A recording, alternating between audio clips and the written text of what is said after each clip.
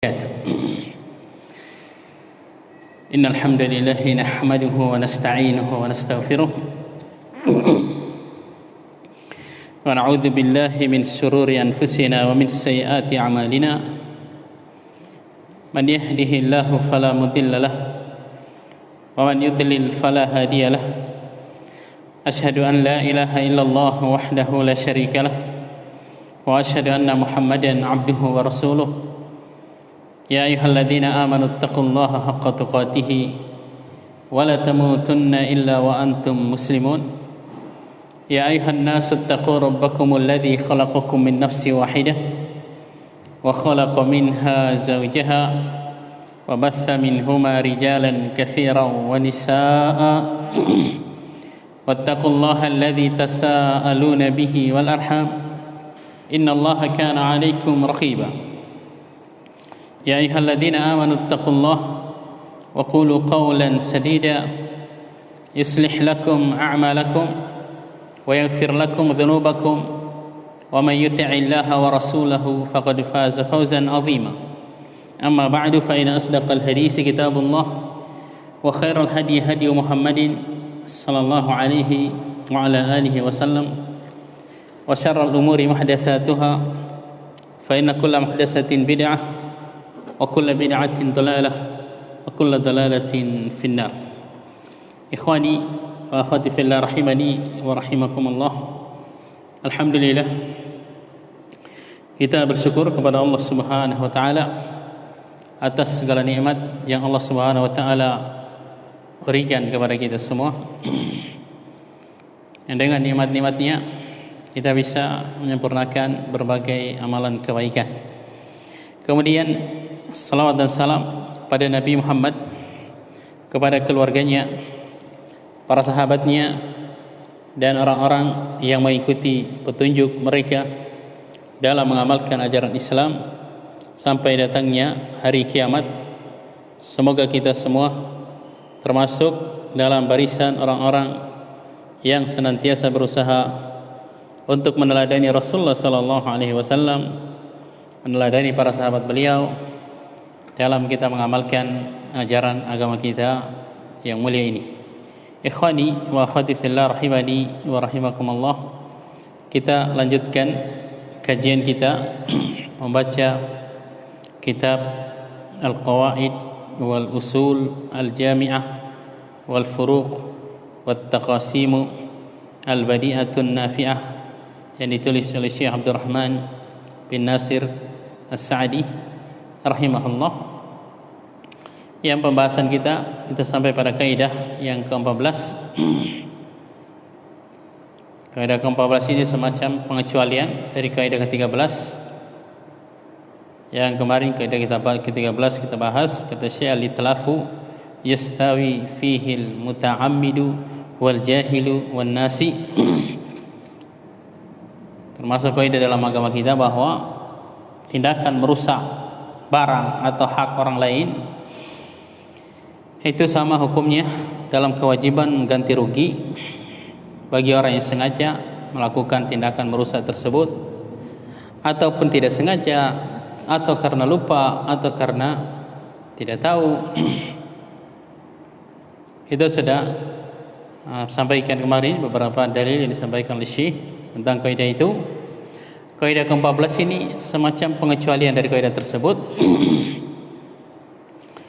Kata Syekh, kita baca kaidahnya, al-qaidatu ar-rabi'ata asyara at-talafu fi yadil amin ghairu madmunin idza lam yata'adda aw yufrid. Talaf, rusak barang atau rusaknya barang atau hak orang lain di tangan atau dalam pengawasan penjagaan orang yang dipercaya, maka orang dipercaya itu tidak berkewajiban untuk melakukan ganti rugi, kecuali kalau dia ceroboh, dia ta'addi, yaitu melakukan yang selayaknya untuk dia lakukan, atau tafrid, yaitu tidak melakukan yang seharusnya dia lakukan. Itu sebaliknya nanti akan disebutkan oleh Syekh. Wa fi yadi zalim Adapun kalau rusaknya barang itu di tangannya orang yang zalim, nanti akan dijelaskan oleh siapa maksudnya. Madmunun mutlaqan, dia wajib diganti rugi secara mutlak. Atau bahasa ringkasnya kaidahnya ma tarattaba 'alal ma'duni fa huwa ghairu madmuni wal aqsu bil aksi. Apa yang terjadi pada sesuatu yang diizinkan, maka dia tidak wajib ganti rugi. Kebalikannya juga kebalikannya. Itu bahasa ringkas kaidahnya. Kaidah ke-14 yang disebutkan oleh Syekh Abdul Rahman bin Nasir As-Sa'di. Kita baca bahasa Arabnya. Ini bahasa Arabnya, at-talafu fi yadil amini ghairu madmuni idza lam yata'adda aw yufarrid wa fi yadiz zalimi madmunun mutlaqan. Rusaknya barang atau hak di tangan orang yang dipercaya, maka orang yang dipercaya tidak wajib ganti rugi, kecuali kalau dia melampaui batas atau meremehkan. Adapun kalau barangnya itu rusak di tangan orang yang zalim, maka wajib dia mengganti rugi secara mutlak.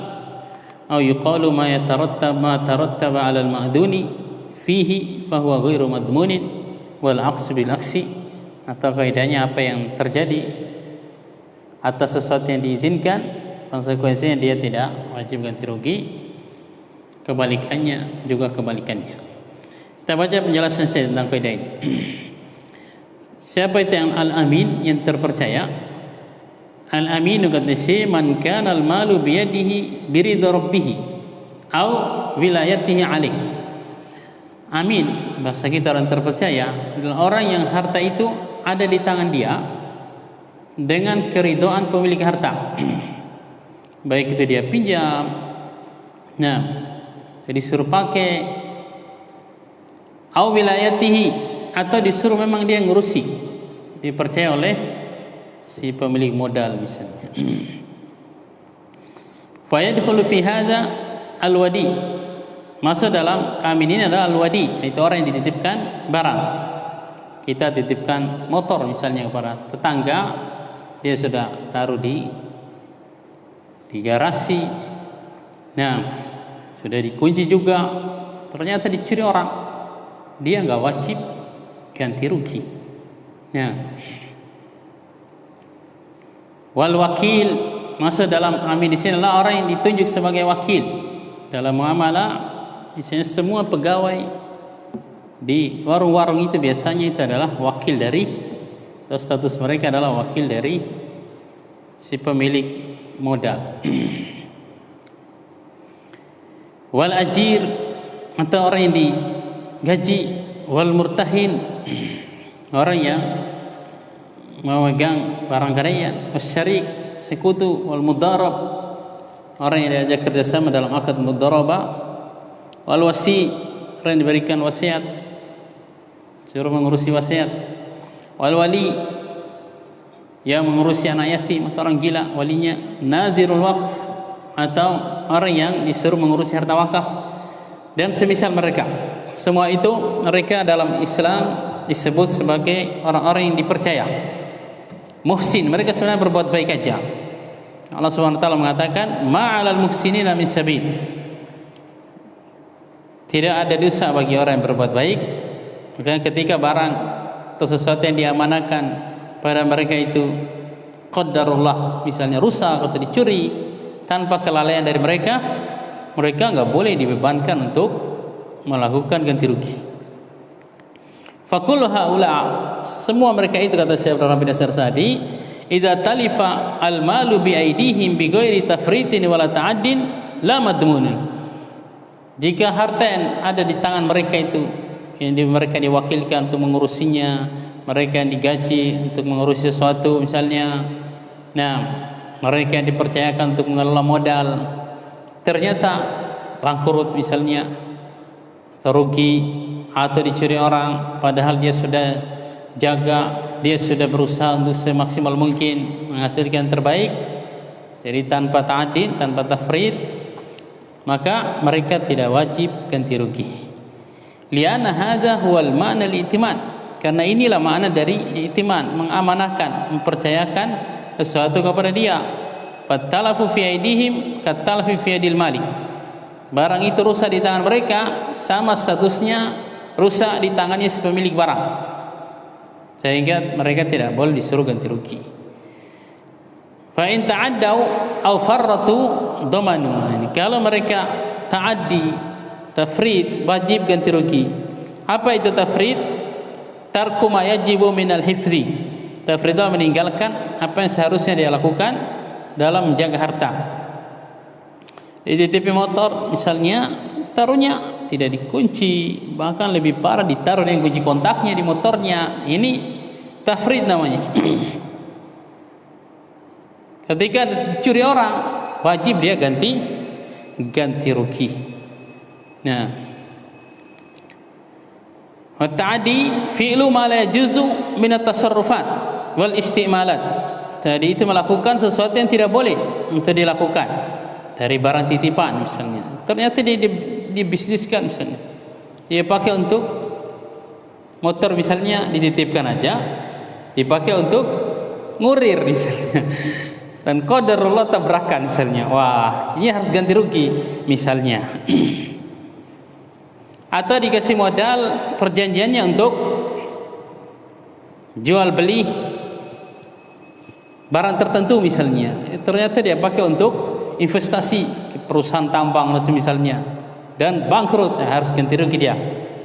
Ya, karena dia melakukan sesuatu yang tidak boleh untuk dia lakukan. Nah, ini namanya ta'addi. Walaupun asalnya dia orang terpercaya, dia menyelisihi tanggung jawabnya, menyelisihi aturan kesepakatan, sehingga dia harus ganti rugi, kata Syekh. Ini kaidah penting. Dan ini juga dibutuhkan oleh para hakim, oleh para mufti untuk menyelesaikan permasalahan, bahwa misalnya dalam masalah seperti ini yang wajib si fulan yang harus menanggung. Ini kaidahnya, ini dalilnya. Li'annahu fi hadhil hal yusbihuna al-ghasib.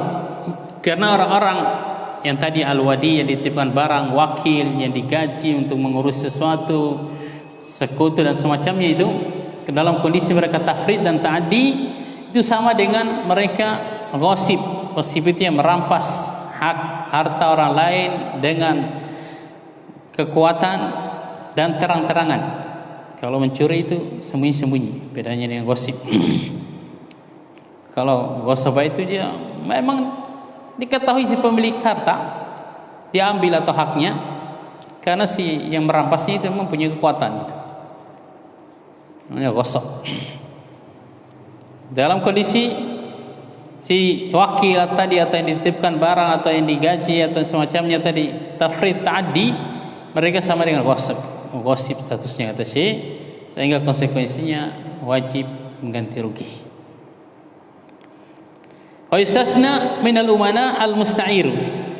Ini jumhur ulama mengecualikan dari orang-orang yang dipercaya adalah yang minjam barang orang lain.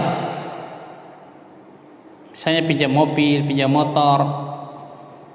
Dalam pendapatnya mayoritas ulama, tapi ini dilemahkan oleh Syekh Abdurrahman bin Nasir As-Sa'di, jika si peminjam itu tanpa perjanjian, misalnya pokoknya dia pinjam mobil motor tetangganya atau motor temannya, mobil tetangganya, mobil temannya, ternyata qadarullah ditabrak misalnya atau rusak, menurut kebanyakan ulama sih wajib mengganti bagi si peminjam itu.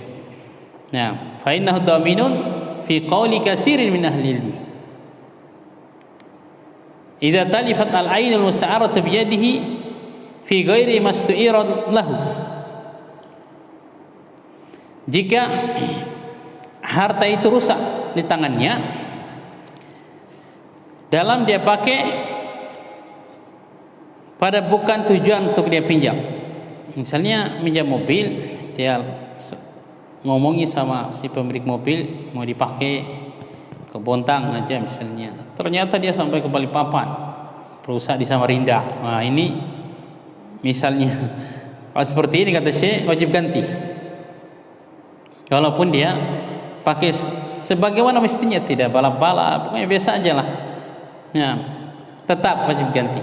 Dan ini juga masyhur dalam mazhabnya Imam Ahmad. Tapi kata Syekh wal qaulu tsani asah. Pendapat yang kedua yang lebih sahih kata Syekh, yaitu asalnya peminjam juga itu termasuk amin. Ketika si pemilik harta siap meminjamkan hartanya, berarti dia percaya orang yang meminjam harta tersebut. Nah, si peminjam ini dia statusnya amin, dipercaya oleh si pemilik harta. Kaidah umumnya asalnya kalau dia amin, yang penting dia tidak melampaui batas, tidak melakukan hal-hal yang tidak semestinya itu dia lakukan terhadap barang yang dia pinjam, pada asalnya dia tidak wajib untuk ganti rugi kalau misalnya ditakdirkan rusak. Ini pendapat yang paling kuat kata Syekh, karena dia asalnya tidak ada dalil yang mengkhususkannya. Ini kalau tanpa perjanjian. Kalau ada perjanjian dari awal ya lain lagi pembahasannya. Kalau sejak awal sudah ngomong si pemilik barang yang dipinjam bahwa kalau rusak ganti rugi ya, nah maka kalau rusak berdarah harus ganti rugi. Amma man kana al-malu biyadihi bighairi haqqin, adapun seandainya seorang itu menguasai atau memegang harta orang lain tanpa cara yang benar, fa innahu dhaminun lima fi yadihi, maka dia secara mutlak wajib ganti rugi terhadap harta yang ada di tangannya itu, sawa'un talifa bi ta'addin aw tafritin aw la, sama saja apakah seandainya harta itu rusak dengan ta'addinya dia, yaitu dia melakukan hal yang tidak layak untuk dilakukan terhadap harta itu, atau dia tafrid, dia tidak menjaganya, atau tidak seperti itu. Lianna yadaz zalimi yaddun muta'addiyatun yadmanul aina wa manafi'ah, karena kaidahnya dalam agama kita, tangan yang zalim itu adalah tangan yang melampaui batas, dia wajib minta ganti rugi bendanya dan manfaatnya. Misalnya fayadkhulu fi hadza al-ghasibu, masuk dalam harta itu berada di tangannya orang zalim, harta yang dirampas dari milik orang lain, dirampas dengan kekuatan jabatan misalnya dia miliki sehingga bisa dia menguasai milik orang lain, ternyata harta itu atau hak itu misalnya rusak, wajib ganti rugi. Wal khain, atau orang yang mengkhianati amanah yang dipercayakan kepada dia, nah, ini wajib ganti rugi walaupun dia mungkin tidak sengaja misalnya merusak hal yang dipercayakan kepada dia itu. Wa man indahu ainun li ghairihi fatuliba minhu ar-raddu li malikiha aw li walikihi famtana li ghairi uzrin, siapa yang satu barang itu ada dalam kekuasaan dia, barang orang lain yang sedang dipegang atau dikuasai oleh dia, kemudian diminta barang itu untuk dikembalikan kepada pemiliknya atau kepada wakilnya, ternyata si yang menguasai barang tersebut tidak mau mengembalikannya padahal tanpa uzur, fa innahu dhaminul mutlaqan, ini juga termasuk dalam tangannya orang zalim, dia wajib ganti rugi secara mutlak. Demikian pula kata Syekh, siapa yang menemukan barang temuan, uang, emas atau semisalnya, fasakata alaiha, diam dia, tidak mau cari siapa pemiliknya, mungkin dia simpan juga, dia tidak pakai. Walam yu'arifha bi ghairi uzrin, tidak mengumumkan mencari siapa pemilik barang tersebut tanpa uzur, ternyata barang itu dalam kondisi seperti itu dicuri lagi oleh orang lain misalnya, maka dia wajib ganti rugi. Ini hati-hati kalau menemukan barang temuan seperti itu, tanggung jawabnya lumayan berat. Kalau dalam syariat Islam harus cari siapa pemiliknya. Nah, kalau disembunyikan ternyata rusak barangnya, atau mungkin kebakaran rumahnya, kebakaran juga harta yang dia temukan itu, maka dia wajib ganti rugi karena dia termasuk tangan yang zalim. Wa man hasala fi darihi aw yadihi malu ghairihi bi ghairi iznihi falam yaruddahu wa lam yukhbir sahibahu li ghairi uzrin wa ma asbah dzalik fa kulluhum dhaminuna. Siapa yang datang ke rumahnya atau ada di rumahnya misalnya, atau di tangannya harta orang lain tanpa izin dia, lalu dia tidak kembalikan kepada pemiliknya, tidak mengabarkan kepada pemiliknya tanpa uzur, malah dipakai sama dia, maka dia wajib ganti rugi. Mungkin kalau contohnya gampang, ayamnya tetangga bertelur sendiri, dimakan sama dia, digoreng, ini tanpa izin, tanpa dikasih tahu yang punya ayam, padahal dia tahu siapa yang punya ayam itu. Ini kata saya harus ganti rugi katanya. Fakulluhum dominun, karena mereka orang-orang zalim semua. Nah, walihada, oleh karena ini kata saya, karena asbabud domani salasa. Dalam syariat Islam, sebab ganti rugi itu ada 3. Ini saya enggak sebutkan di ringkasan bahasa Indonesianya. Yang pertama, al-yadul muta'adiyah, tangan yang melampaui batas, yang zalim, wajib dia ganti rugi. Seperti contoh-contoh di atas kata Syekh. Nah, termasuk orang menemukan barang tadi, tidak dicari siapa pemiliknya, ini tangan yang muta'addi, wajib ganti rugi dia. Yang kedua, mubasharatul itlaf bi ghairi haqqin. Sebab ganti rugi yang kedua adalah seseorang itu secara langsung merusak barang atau hak orang lain tanpa alasan yang benar. Jelas wajib ganti rugi.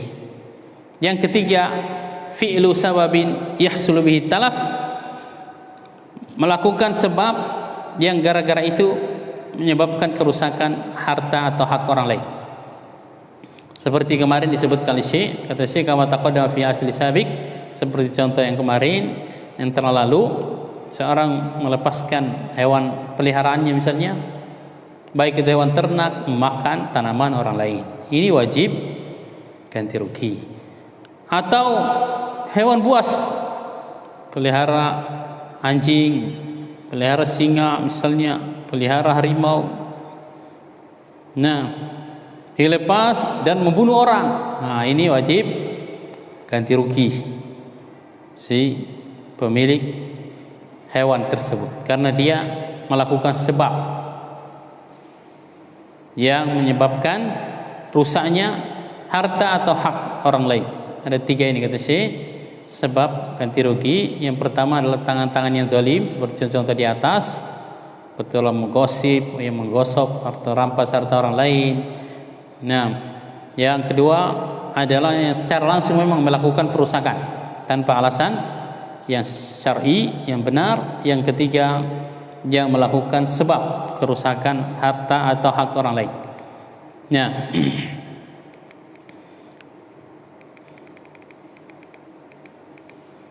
kesimpulannya, pertama, agama Islam adalah agama yang adil. Dia tidak menyamakan antara yang zalim dan terpercaya. Itu jelas keadilan yang sangat adil.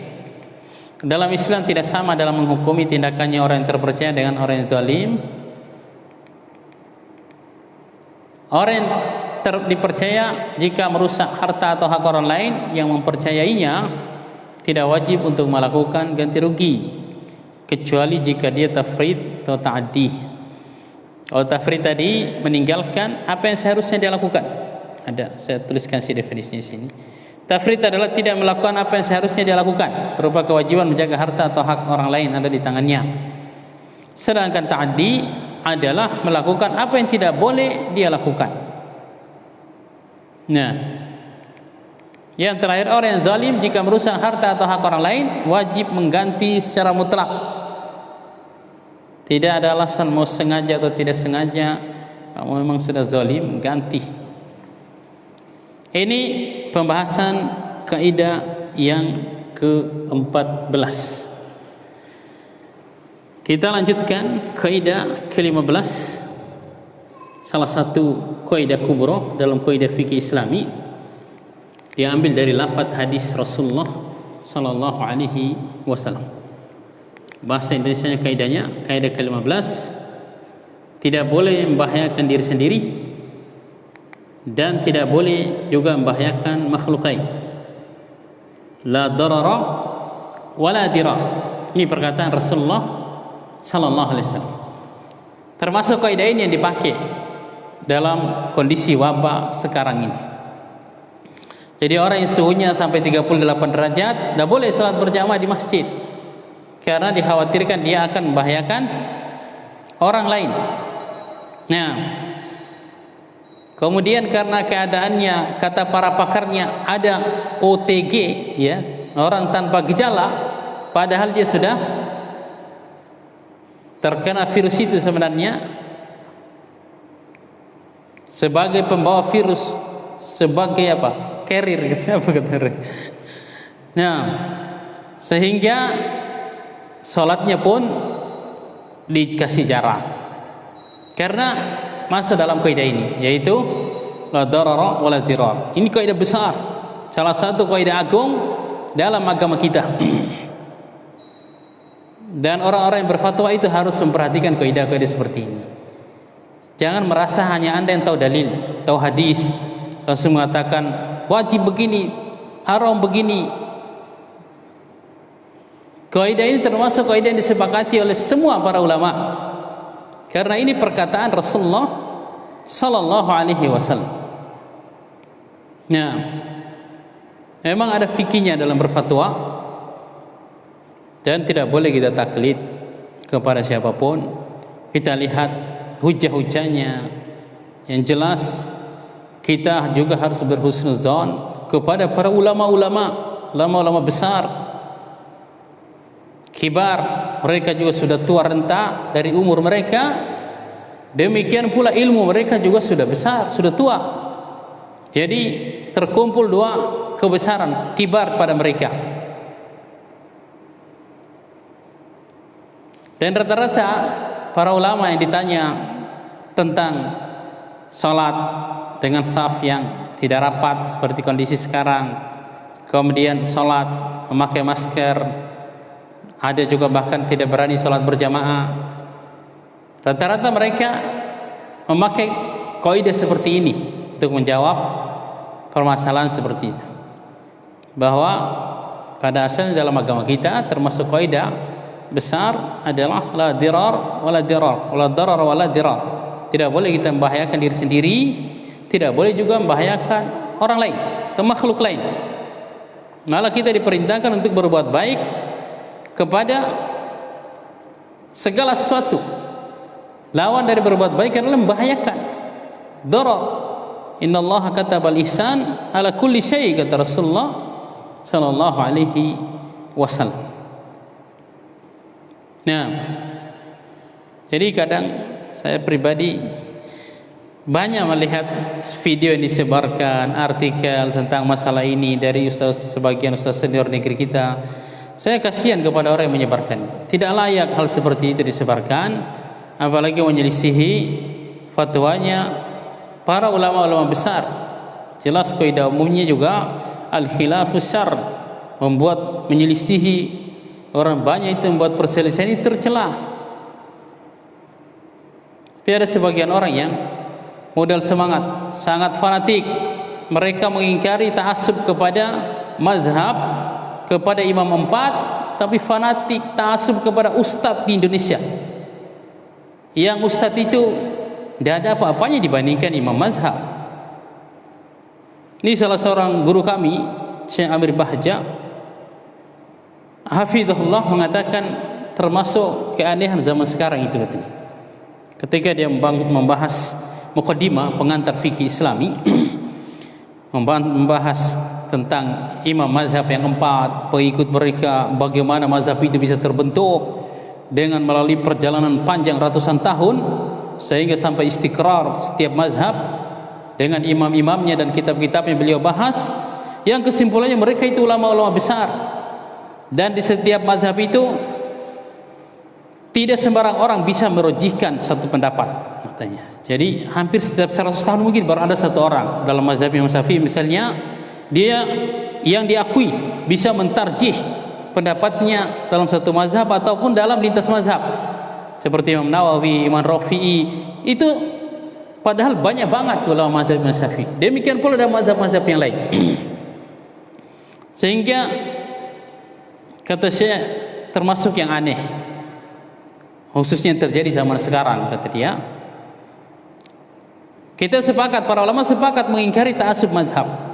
Tapi jangan diganti dengan ta'assub pada person. Kalau mazhab itu kan kumpulan berapa ulama, ratusan mungkin ribuan ulama yang menetapkan metode fikih tertentu misalnya. Apalagi mazhabnya Abu Hanifah, dia dikenal sebagai orang yang pertama kali mencetuskan kayak majma', kumpulan para ulama untuk menentukan mazhab. Jadi majelisnya Abu Hanifah itu dihadiri oleh ahli fikih, ahli hadis, ahli bahasa Arab, ahli sejarah. Kadang-kadang kata para ulama satu masalah itu dibahas sampai 1 bulan baru selesai. Baru kesimpulannya kata Abu Hanifah, kita amalkan yang begini. Jadi masing-masing disuruh berbicara setiap hari di majelisnya. Sekarang kata Syekh Amir Bahraja, kayak majma' fikih Islami yang dibentuk oleh Raja Arab Saudi itu. Yaitu kumpulan ulama fikih Islam. Jadi mereka sering mengadakan pertemuan membahas masalah-masalah kontemporer.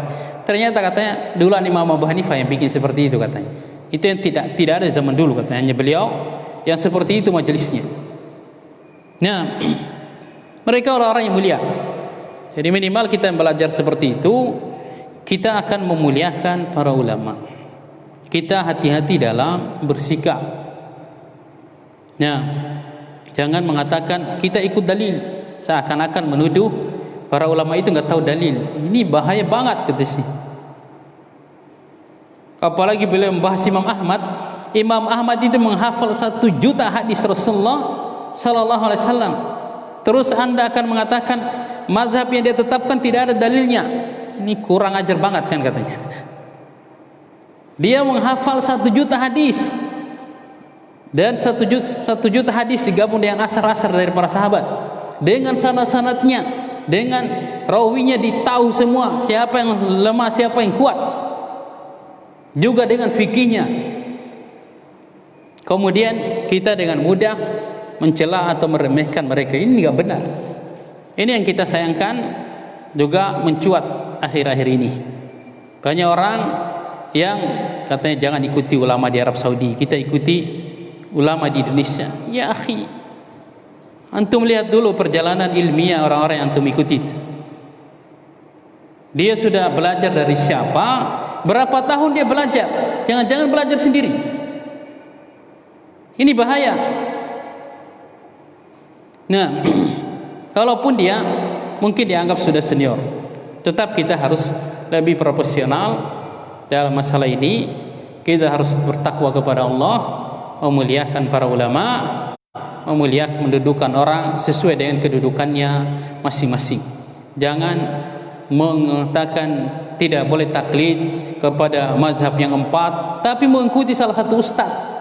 Apalagi ustaznya itu mungkin gak jelas bahasa Arabnya, gak jelas usulnya, kaidahnya dalam ilmu fikih, sehingga dalam berfatwa ia kurang memperhatikan maqasid syariah yang telah disepakati oleh para ulama, ikut tulis dalam kitabnya para ulama. Nah, jadi termasuk kaidah besar dalam agama kita, adalah kaidah ini tidak boleh membahayakan diri sendiri, tidak boleh juga membahayakan makhluk lain atau orang lain. Bahasa Arabnya kata Syekh, al-qaidatu al-khamisata asyra la darara wa la dirah.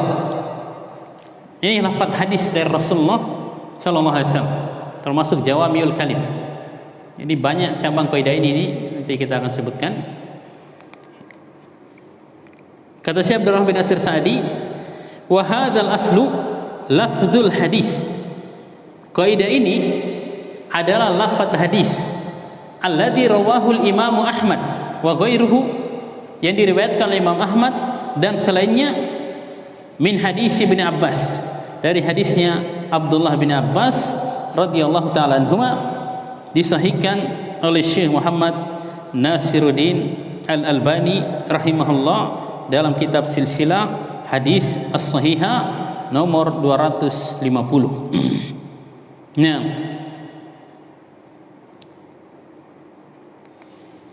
fad-dararu manfiyun syar'an. Ini cabang kaidah lain, sebenarnya cabang dari kaidah ini, yaitu ad-dararu manfi. Sebagian ulama mengungkapkan seperti itu. Madarat, bahaya itu ditiadakan dalam syariat, sehingga bahaya apapun, hatta kalau bertentangan dengan maslahat, kalau lebih besar bahayanya atau seimbang dengan maslahatnya, maka lebih kita memilih meninggalkan bahaya. Nanti akan ada kaidah khusus dalam masalah itu. Ini cabang dari bahwa bahaya atau darar itu dinafikan, semaksimal mungkin ditiadakan dalam syariat Islam. Fala yahillu li muslimin an yadurra akhahu al-muslima. Tidak halal bagi seorang muslim untuk membahayakan saudaranya muslim biqaulin, dengan ucapan, au fi'lin, atau perbuatan, au sababin bighairi haqqin, atau dengan sebab tanpa alasan yang benar. Wa sawaun kana lahu fi dzalika naw'un min manfaatin am la. Sama saja apakah si pemberi madarat itu dia sebenarnya mendapatkan manfaat ketika madaratkan saudaranya atau tidak. Semuanya haram, enggak boleh madaratkan orang lain. Wa hadza 'amun fi kulli halin ala kulli ahadin. Ini hukum ini berlaku umum dalam setiap keadaan dan kepada siapapun juga. Tidak boleh kita membahayakan diri sendiri, tidak boleh juga membahayakan orang lain. Wa khususan man lahu haqqun muta'akkidun. Lebih dilarang lagi untuk kita madaratkan orang yang mereka itu memiliki hak yang besar kepada kita, seperti orang tua. Itu lebih besar lagi larangannya untuk kita memadarati mereka. Kita malah diperintah untuk berbuat baik kepada mereka. Kal qarib, seperti kerabat, masuk dalamnya orang tua, saudara, orang-orang yang punya hubungan nasab dengan kita. Ini enggak boleh kita menimpakan bahaya kepada mereka. Wal jar, tetangga, wasahib, teman, wa nahwihim, atau semisal mereka. Fayahrumu 'alal jari an yadurra bi jarihi. Haram bagi tetangga memadaratkan tetangganya dengan apapun bentuknya. Dengan tanaman ke misalnya, atau dengan pembuangan air, atau dengan suara musik yang ribut. Enggak boleh mengganggu tetangga lain dengan apa yang kita lakukan. Walau an yuhdisa bimulkihi, walaupun itu yang membahayakan tetangganya itu dia lakukan di rumahnya, bukan di rumah tetangga, tapi mengganggu tetangganya. Ini tidak boleh, dilarang dalam agama Islam. Wa kadzalika la yahillu an yaj'ala fi turuqil muslimina wa aswaqihim ma yadurru bihim min akhshab aw ahjar aw hufarin aw nahwi dzalik. Demikian pula tidak halal, haram, bahkan dosanya ngeri bagi orang yang menjadikan, menaruh di jalanannya kaum muslimin atau di pasar-pasar mereka apa yang memadaratkan, membahayakan kaum muslimin, seperti kayu, batu, lubang, mobil yang diparkir misalnya, diparkir terus di jalan umum. Ini sebenarnya haram. Sudah sampai saya pernah bahas dalam khutbah Jumat masalah ini. Karena jalan ini jalan bersama. Jangan jadikan garasi. Jadi kita maksud ini jadikan garasi. Mobilnya diparkir di situ terus setiap hari sehingga mengganggu orang yang lewat. Tidak boleh kalau di jalan umum. Apalagi di tempat yang memang sudah ada dilarang parkir di situ, dari pemerintah misalnya melarang. Ini tidak boleh. Tapi kalau pemilik warung yang melarang untuk kita parkir di jalan umum, padahal nggak ada larangan dari pemerintah, pada asalnya itu kita nggak wajib mengikuti larangan pemilik warung itu, karena jalan itu bukan milik dia. Untuk melarang kita parkir di situ, kalau dia merasa terganggu, ya risiko dia tinggal di pinggir jalannya seperti itu. Tapi sebaiknya kita juga harus mengerti, jangan sampai mengganggu orang lain juga. Nah, tidak boleh kata para ulama menaruh, meletakkan di jalanan atau di pasar-pasarnya kaum muslimin hal-hal yang mengganggu mereka, seperti kayu, batu, lubang, atau semisalnya. illa ma kana fihi naf'un wa maslahatun lahum, kecuali kalau itu memang bermanfaat dan bermaslahat bagi mereka. Ya, Rasulullah SAW mengatakan, man darra musliman darrahullah, siapa yang mengganggu, menyakiti seorang muslim, maka Allah akan menyakiti dia, mengganggu dia. Hadisnya diriwayatkan oleh Abu Daud, Tirmizi, Ibnu Majah, disahihkan oleh Syekhul Albani dalam Sahihul Jami nomor 6372. Wa min asaddi anwa'i darar, ini juga banyak terjadi, termasuk darar yang paling ngeri, kata Syekh, madaratu zaujati, suami menyakiti istrinya. Nah, wa tadyiqu 'alaiha, suami sengaja menyempitkan istrinya, tidak dikasih nafkah, diperlakukan dengan kasar. Tujuannya apa? Litaftadiya minhu bighairi haq, agar istrinya itu melakukan khulu, minta cerai. Dengan itu kan khulu itu kan cerai dengan tebusan. Jadi istri minta cerai dan bertebusan kepada suaminya biar dicerai. Ini diingatkan dalam beberapa ayat oleh Allah Azza wa Jalla.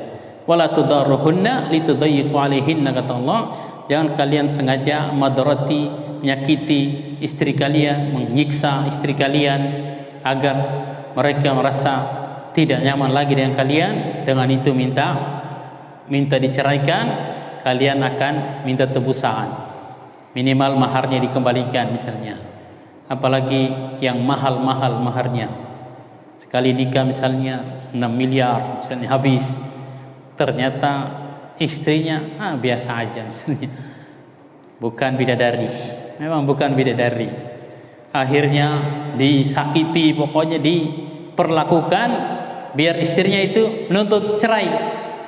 Nah, konsekuensinya kalau dia menuntut cerai, suaminya berhak minta minimal mahar yang pernah dia berikan, kalau bisa lebih dari itu misalnya. Ini dilarang dalam syariat Islam. Sama dengan dalam surat Al-Baqarah ayat 31, kata Allah, wala tumsikuhunna dirara lita'tadu, jangan kalian sengaja menahan istri kalian, sudah ditalak dirujuk lagi biar dia nggak bisa nikah, untuk memudaratkan dia, agar istrinya itu tergantung kayak sesuatu yang digantung, bukan istri statusnya, bukan juga janda misalnya. Tidak diceraikan oleh suaminya tapi tidak diperhatikan, tidak dinafkahi, jadi tahan aja gitu. Wa may yaf'al dzalika, kata Allah, faqad zalama nafsah, siapa yang melakukan hal itu sungguh dia telah menzalimi dirinya. Ini kata Syekh termasuk bahaya kezaliman yang ngeri. Sudah mau azan kah? 2 menit lagi. Wa kadzalika madaratu ahadil walidain lil akhar min jihatil walad, demikian pula madarat yang ingin ditimpakan oleh salah seorang dari orang tua seorang anak, terutama yang sudah cerai biasanya dan punya anak yang masih bayi atau yang masih kecil, yang masih wajib untuk dinafkahi oleh ayahnya. Tapi anaknya misalnya masih balita, dia masih ikut sama ibunya, sedangkan ibunya dan suaminya itu sudah cerai. Tetapkan ayah dari anak itu wajib menafkahi anak tersebut. Kalau anak itu dirawat oleh ibunya berhak untuk minta gaji dari mantan suaminya, sudah menceraikan dia, gaji merawat anaknya itu ya disesuaikan dengan gaji baby sister misalnya, boleh juga lebih mahal karena anaknya dirawat di tempatnya dia tinggal, berapa gajinya sebulan misalnya. Nah, kalau dia susui juga dia minta harga air susunya berapa sebulan. Itu kewajiban ayah dari anak itu. Tapi jangan saling madaratkan dalam masalah ini, dilarang oleh Allah Subhanahu wa Ta'ala. Si istri atau si ibunya itu, mantan istrinya sengaja dia minta yang mahal-mahal untuk menyakiti mantan suaminya, atau sebaliknya mantan suaminya ngasih tidak mencukupi untuk dia, untuk mantan istrinya dan untuk anaknya. Ini semua madarat yang dilarang dalam Al-Quran. InsyaAllah nanti kita bahas pada pertemuan malam Kamis ya, besok malam Tibur. Sudah masuk waktu Isya. Ayatnya dalam Al-Baqarah 233, la tudaru walidatun biwaladiha wala mauludun lahu biwaladihi. Sudah masuk waktu Isya. Nanti kita lanjutkan. Semoga Allah Subhanahu wa taala memberikan taufiknya kepada kita semua, memberikan pemahaman yang baik kepada kita semua, melindungi kita semua dari segala fitnah dunia maupun fitnah agama. Kita tutup dengan doa kafaratul majlis. Subhanakallahumma bihamdik asyhadu an la ilaha illa anta astaghfiruka wa atubu ilaik. Wassalamualaikum warahmatullahi wabarakatuh.